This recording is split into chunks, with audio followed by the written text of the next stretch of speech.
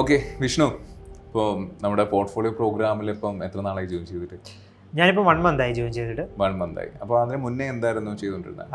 ഞാനതിന് മുന്നേ വർക്ക് ചെയ്യായിരുന്നു. എവിടെ? ഞാൻ ഇൻഫോ പാർക്കിലായിരുന്നു. ഓക്കെ. എങ്ങനെ recently കയറിയതാണോ?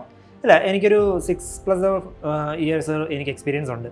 6 year experience. 6 year experience ഉള്ള ആളെന്താ പിന്നെ പോർട്ട്ഫോളിയോയിൽ ഒരു സ്റ്റുഡൻ്റ് ആയിട്ട് വന്ന് കയറി? അതിന് കാരണം എന്ന് പറയാൻ എൻ്റെ പോർട്ട്ഫോളിയോ തന്നെയാണ്.